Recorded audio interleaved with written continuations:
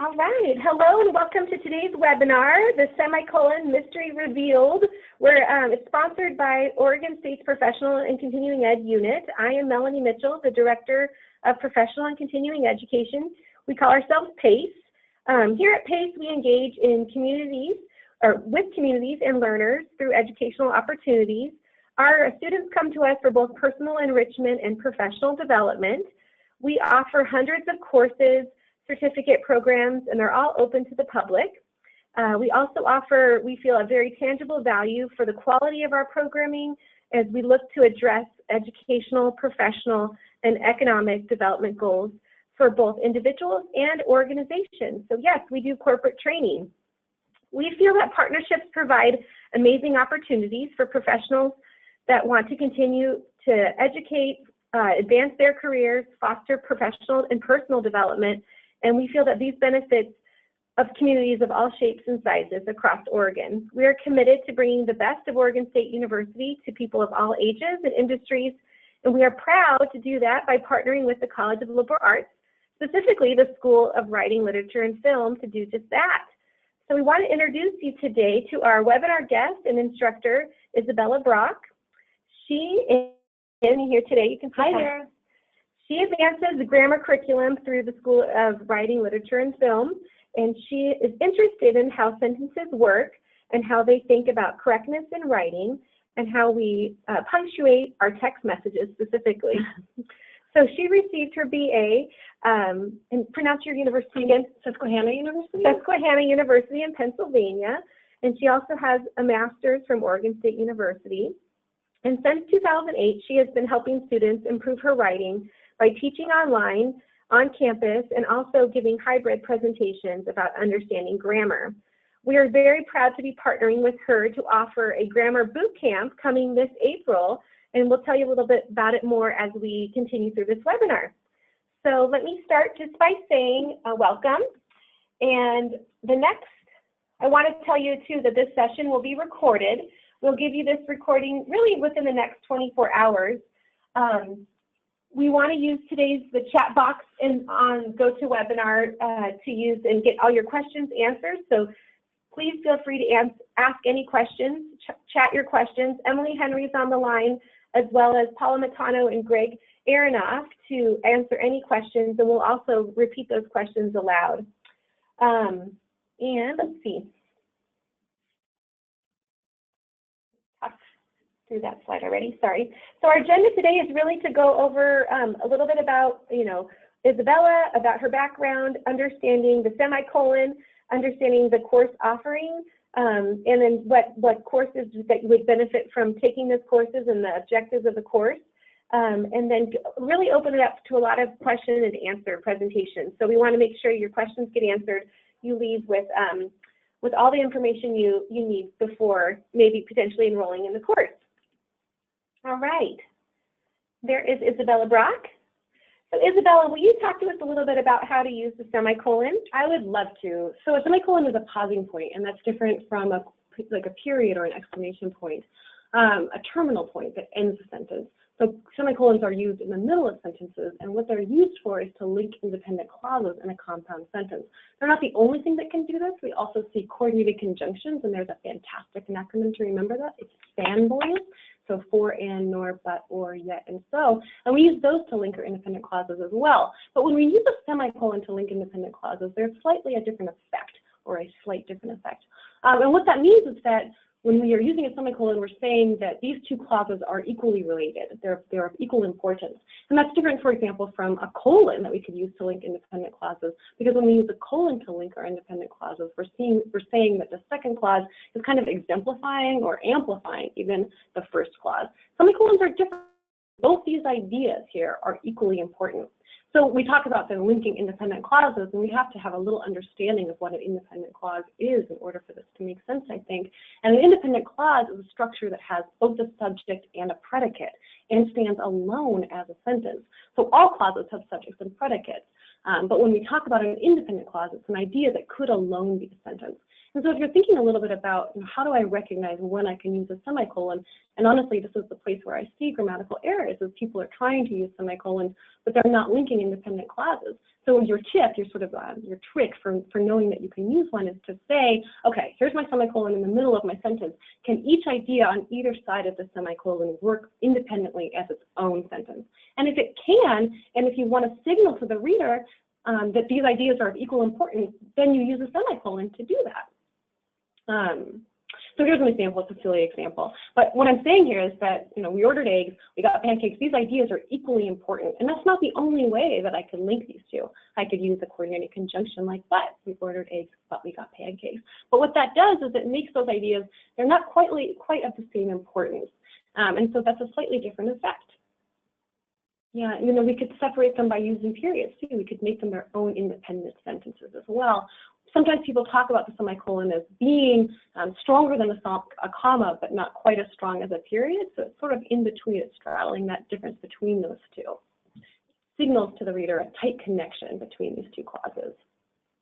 So tell me more about fanboys. Yeah, so fanboys, coordinating conjunctions, for, and, nor, but, or, yet, and so. And these are ways that we link independent clauses and compound sentences, ways other than the semicolon or even the colon. Coordinating conjunctions don't just link independent clauses. They can also link subjects, for example. So we could say, we see, and Michael went to the store, and we're using a coordinating conjunction to link those two. So coordinating conjunctions link grammatical structures all over the sentence, but we see them especially linking independent clauses and compound sentences. So they're different from like a subordinating conjunction.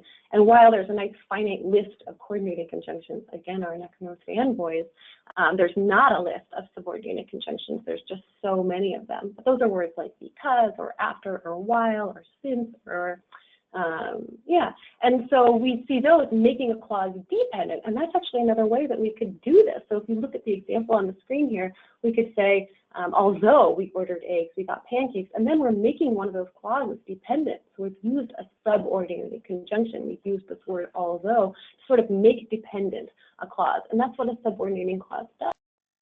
There's like this level of anticipation. Suddenly like, what happened next? Tell me about ordering eggs.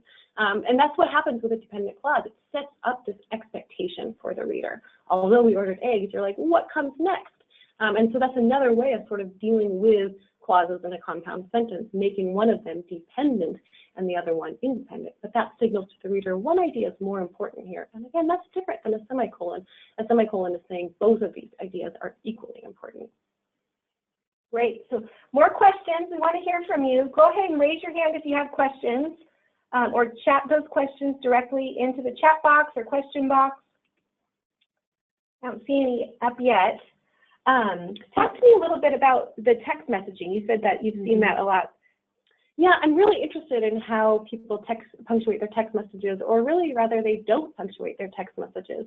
So for example, if you think about the text that you send to your partner or your children, you might say, hey, how are you doing? Hey, Eliza, how are you doing? And the direct address, a comma, would go after that direct address, like, hey, babe, how are you doing? But so many people omit that comma. We no longer put in our direct address comma, especially in text messages. And there are some scholars out there who think that we're phasing out commas entirely and that there's less and less reason to use them overall.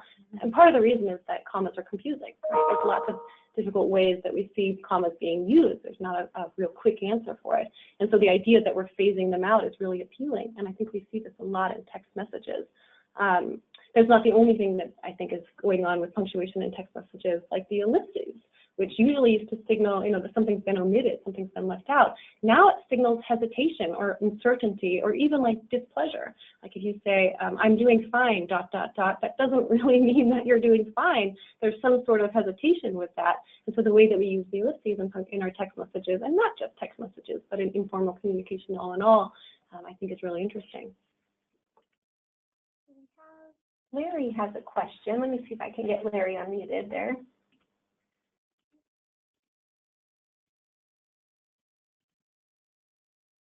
Larry, we can hear you. Go ahead and ask your question.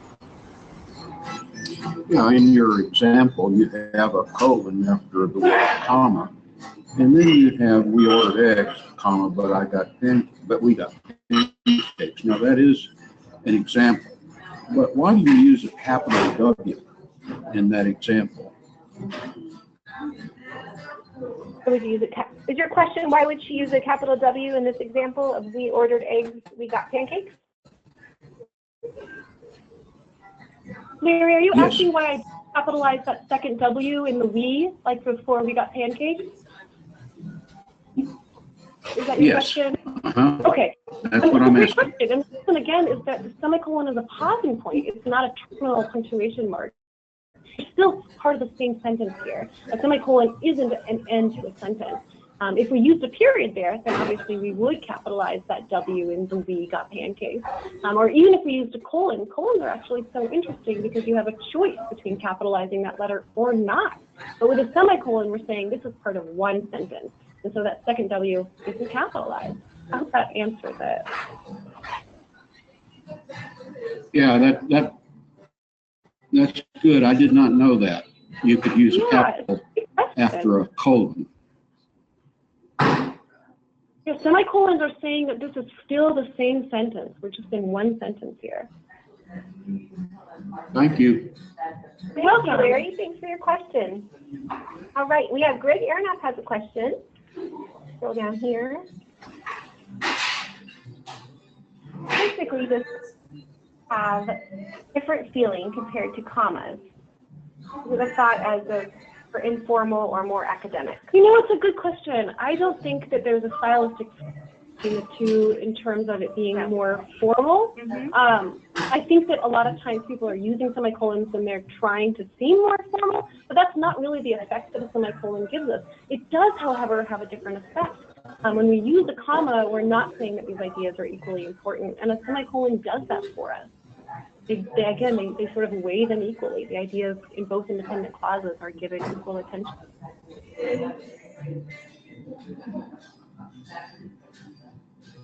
Great question, Greg.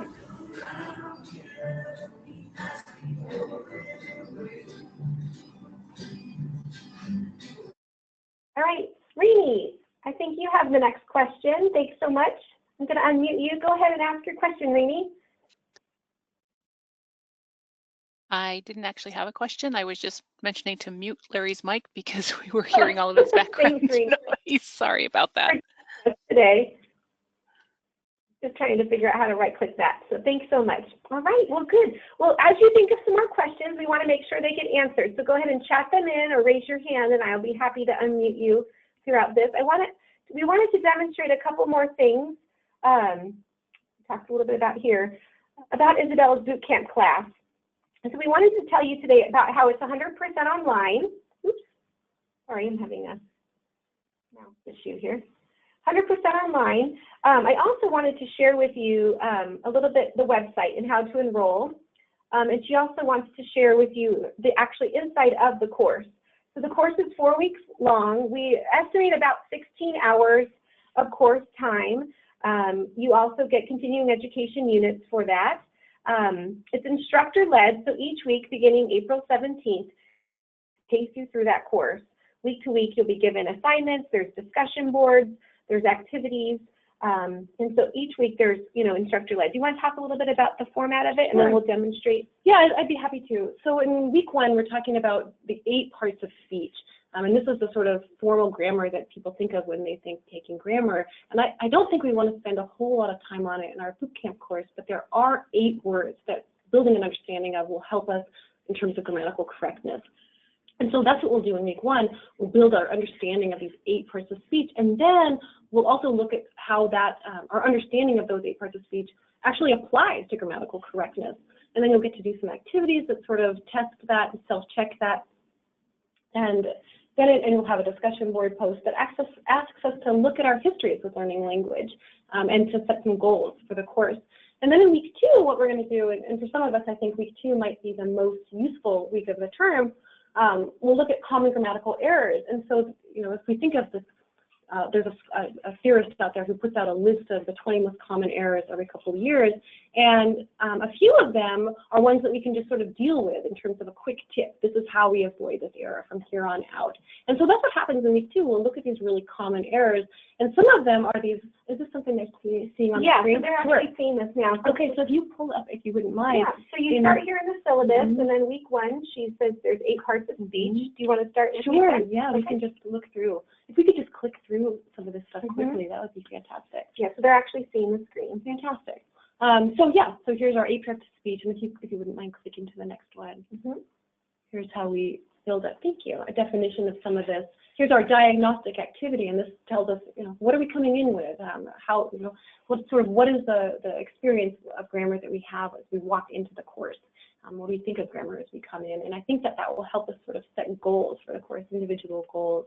Then we'll look at these 8 parts of speech and just sort of building an understanding of what these are, and those are nouns, pronouns, verbs, adjectives, adverbs, prepositions, conjunctions, and interjections. And actually, in our lesson today on semicolons, we talked a lot about coordinating conjunctions and subordinating conjunctions. So already that's a word that's familiar to you.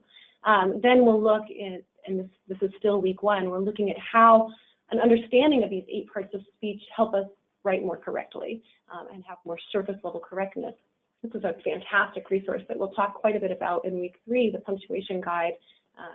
And that's worth, honestly, you can just Google it on your own if you'd like. The punctuation guide, a fantastic resource for punctuation. And what we'll do in the course is contextualize that a little bit and practice it. Here's our week 1 discussion, and that's the end of week 1. So here's really what I want to talk about this week 2, what might be the most useful. And this looks like a lot of text on the page. But again, for some of us, there's a few things that we can do quickly to learn how to avoid the wrong word error, which is one of these errors that shows up again and again on these lists of the most common errors in writing. Absolutely, affect and effect, and lay and lie, and sometime and sometimes and sometime. And so this right here, this week, we'll have a chance to actually look through all of these. And there's brief explanations of it, and then everything is linked to a more thorough explanation if that's something you'd like to spend more time on. And obviously, you wouldn't have to spend time on any of the ones that you feel like you already have a handle on. And so maybe you're just choosing a couple of these, like who and whom, for example, is a pretty tricky one. And so maybe that's just one that you spend a little bit of time looking at and working with. So then you'll have an activity where you get to test how much of this stuff do I actually know. Maybe I knew some of it coming in, and then how much from the previous information do I get to know? So this is just an activity where you'll get to see sort of the understanding that you built. And then we have these sort of agreement errors. And so this is the other aspect of these common errors, these different things that we can sort of quickly learn. And I think that's kind of the highlight with week 2, is that there's just a few things that we can quickly wrap our minds around. And then in week 3, we're sort of doing a similar thing with punctuation. And so we'll talk through really a lot more time spent on the semicolon, but also the colon and dashes and hyphens. And what's the difference between an M dash and a normal dash? And is there really a difference? And then we'll talk a little bit about some perspectives on how punctuation is evolving, as we kind of did a little bit today when we talked about text messaging. So week 3 is all about punctuation, and hopefully when you walk out of there, you will never again make a comma splice error. You will never again have to rewrite a sentence to avoid a particular punctuation mark. And you'll never again send out a Christmas card or a holiday card that has the apostrophe in the wrong place, which so many of us do, right? So we'll get a real handle on that in week 3. Week 4 is our style lesson, our week on style, and so we'll talk specifically about word choice and the importance of word choice, sentence combining, this idea of clutter and sort of filling up our prose with unnecessary statements, and how we can avoid that and look at that. And I think so much of correct writing and appealing writing and stylistic writing is really just coming down to getting out the clutter. And so we'll spend some time on that in week 4, and then we'll spend the rest of our time in week 4 really just looking back at where we came in and what we know now. The course is coming to a close. So if we just make all of these really small, we can just really get a quick sense of, where we are. Right, so 8 parts of speech, common grammatical errors, punctuation, developing style, and that's really our course in a nutshell. Thank you, that's so great. So we have a couple more questions that are coming in. Greg has another one. When in doubt about the semicolon, is a comma and a conjunction a safer option? I think it is. I think that's a good point. I think that if you're not sure that you're using the semicolon correctly, it makes perfect sense to just use a comma and a coordinating conjunction, or even to break the clauses up into independent clauses on their own, where they're standing alone as independent sentences. And I think, we talked about the semicolon being used to link independent clauses, but there are other uses of the semicolon. We don't see them as frequently, but we will see them showing up in lists to separate list items that already have punctuation of their own. So lengthy list items, for example, might use semicolons. Kind of works like a super comma in that case. But I think, Greg, that your question is a good one, and I think you're right. If you're not certain and you really want to make sure that you're avoiding grammatical errors in your writing, it is a safer move to use the coordinating conjunction and a comma. Great. And now Greg has one more question. Thanks for keeping them coming. Is there a simple trick on how to avoid passive voice in sentences? Oh, it's such a good question, and we will talk about the passive voice in week 4. The passive voice is a restating of a sentence, or a sort of rephrasing, where instead of a subject doing an action, an action is done to an object. And so instead of, for example, Greg ate the cookies, we could say the cookies were eaten by Greg. And it's a really sort of a tricky move to make. We probably do it all the time in our writing without really recognizing that we're doing it. And so one of the things we'll do when we talk about the passive voice is we'll look at some movie quotes that are, originally stated in the active voice, and we'll rephrase them in the passive voice, and we'll look how sort of off that might sound, the sort of strangeness of the effect of that. We'll also see the passive voice obviously happening when people want to avoid responsibility. I think the classic example is attributed to the first George Bush presidency, when he said something like mistakes were made instead of we made mistakes or I made mistakes. Right, so mistakes are made as a passive voice construction, and that avoids responsibility. Greg, your question, is there a simple trick on how to avoid passive voice sentences?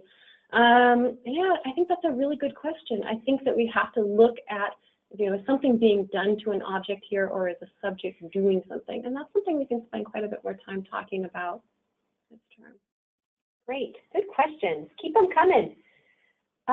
So who should be in this program? Who should be in this class? So anyone who wants to improve the sentence level correctness, anyone who's interested in sending out a perfectly written document, just to again improve what's happening at the sentence level, what's happening on the surface. I think that's anyone who feels like they have to look up the difference between affect and effect, or is uncertain if they're using lay and lie correctly. Anybody who avoids a semicolon because they're not entirely sure that they know how to use it. Or anyone who's interested in how language is changing, especially punctuation. I think all of those reasons are excellent ones to be in the class. Great. And recently just wrote in that the grammar bootcamp looks amazing, so I think she appreciated your demo, but she doesn't see the syllabus. So good point. We will make sure that syllabus is downloadable on the website. So we have the syllabus in the course, and we will actually add it to the website as a button. Fantastic. Really easy for you to download, and we'll also send it out as a courtesy to everybody who attended today's webinar in our webinar recording. So yes, good point. And Larry has another question. I'm going to unmute him again. I do it by right-clicking. Hi, Larry. Hear from you. We can hear you. Yeah, I am still puzzling a little bit over that capital we after the colon in that example sentence that you gave. Would it be wrong if you use the lowercase w, or does it just look bad in writing, or what's the reason for the capital W in the we, which is really not a in here? So it should be a lowercase. It should be lowercase. So if you're seeing, let's just go back to that one. It's in the very front. Sorry, there it is. Okay, this one. Yeah. So we have a lowercase w here, and that's what we need. So if we did have an uppercase letter, we would be incorrect, actually, because again, the semicolon is the same sentence. The example you're showing me. I think we're on the same page. Yeah. Yeah. Well, the example you've got up right now has got a capital W after the colon. No, it's the one on lowercase. It's lowercase. Just for the start of the sentence is a capital. Right. We ordered, and then lowercase, we got pancakes. Well, in the example, Yeah, I'm sorry about the background noise. I'm going to read your example. I'm going to read your example to you, okay? Both W's are capitalized. The first one says, the first part of the sentence says, we could use the coordinating conjunction but here with a comma. Oh, I see where you are, Larry. Thank you. Right. Okay. So in this example, you're talking about the colon that follows the word comma. Is that right? That's the only colon on the page. Yeah, that's what I'm talking about. Following the comma. Mm-hmm. When we have a colon, we actually get a choice. We can decide to capitalize the letter that follows the colon or not. Larry, we're so sorry. We thought you were talking about the sentence at the top of the slide there. We ordered eggs, we got pancakes. No. I get it now. You're talking about that bottom sentence, we ordered eggs, and why I capitalized the W and we down there. Is that right? Yeah, that's right. Okay. Again, we get a choice with a colon. We can decide to capitalize the letter that follows the colon or not. And sometimes people will capitalize it if it's starting an independent. And that's what I've done here. Because we ordered eggs is a colon in itself, I wanted to capitalize it. But actually, Larry, I wouldn't be wrong to have a lowercase letter there. I could use a lowercase w, and it would still be grammatically correct. Because a colon allows us that choice. This is a great question. Thanks for asking. Well, thank you very much. I feel so much better now.